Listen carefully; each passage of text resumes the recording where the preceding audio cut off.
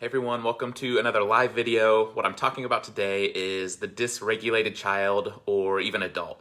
And what I mean by that is any child or adult that's struggling with being easily frustrated, worrying and stressing easily, being like impulsive or irrational, aggressive, just being hyper aware of their environment and worrying about it, difficulty sleeping.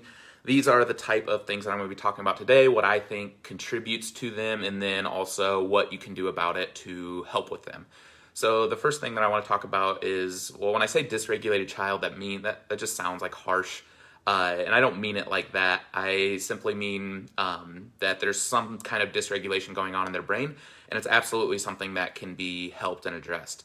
The first thing that you have to look at is your brain gets sensory input from your body, and the three main contributors are one, your vestibular system. So your vestibular system is like your inner ear and your balance system. So your vestibular system is what keeps you balanced. It's when you know when you're turning and moving, and like when you're riding in a car, it's what makes you feel like you're moving. So it's your balance system. It keeps your head on straight. And if that vestibular system's not telling your brain exactly what's going on, it will stress out the brain. So then when your brain gets super stressed out, it can lead to those issues of being frustrated or worrying or always being stressed. It's basically your brain being stressed by a lack of input or a lack of proper input from that vestibular system. Another thing that can happen is maybe your left or your right side is always getting more, it's unbalanced. So there's one side that's getting way more input, there's one side that's getting way less input, and that will also stress out the brain because it always feels like it's, moving to one side. So the vestibular system and your balance system have a lot to do with those symptoms of feeling dysregulated. So feeling frustrated, worrying, stressing, difficulty sleeping. The second thing is your visual input. So what you're taking in from your vision, is it hypersensitive? Is it hyposensitive?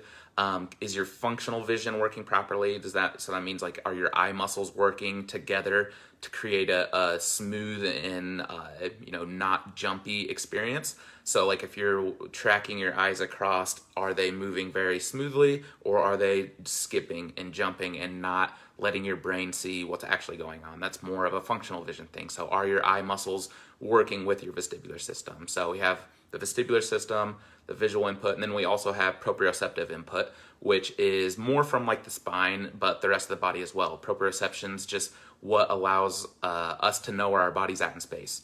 So for instance, if I put my finger behind my head, I still know exactly where my finger's at because of proprioception. So that's kind of what it is. It's basically all of your muscles, your ligaments, your tendons, your discs, all of that sends proprioception to your brain so that you know where you're at in space. But what happens is if you're not getting enough proprioception, or that proprioception seems fuzzy to the brain, it will stress it out and cause those symptoms of like dysregulation. So that's more where the chiropractic part of it comes in.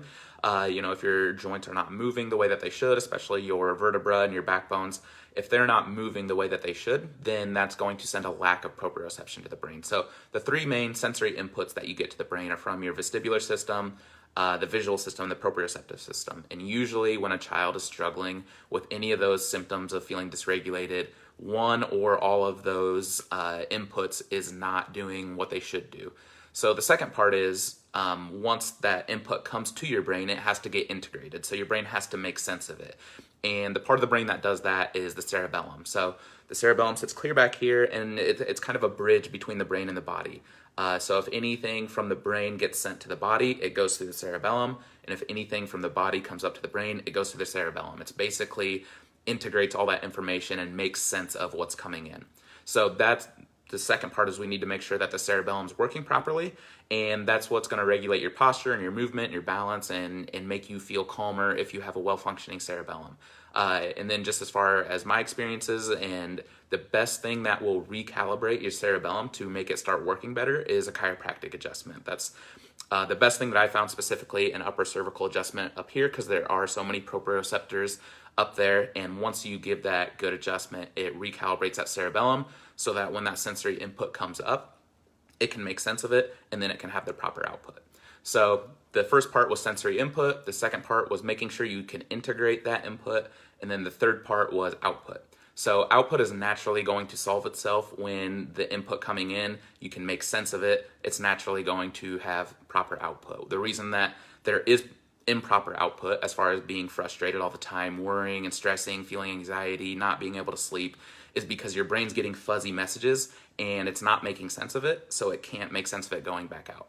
So those are like the three things that I check for in anyone that has those symptoms, is making sure that the vestibular, the visual, and the proprioceptive input coming in is where it needs to be, and then also the cerebellum's where it needs to be, and then that is what we need to do to help, with what's contributing to these dysregulated children and in adults. So one thing that you can do as like an at-home test if you want to make sure, or if you want to see, is the vestibular system and the visual system and the brain all talking to each other? Is it making sense of it in the brain? I always say to do what's called a vestibular ocular reflex. And what you would do, you can do this on yourself or your child, is you would stick your thumb out, or you can make like a dot on the wall, and you'd hold that out, and then you would look right at your thumb. And then the object is to keep your eyes on the thumb as you move your head to the right. And then you want to keep your eyes on it. And you do that like 10 times, and then you do it to the left 10 times.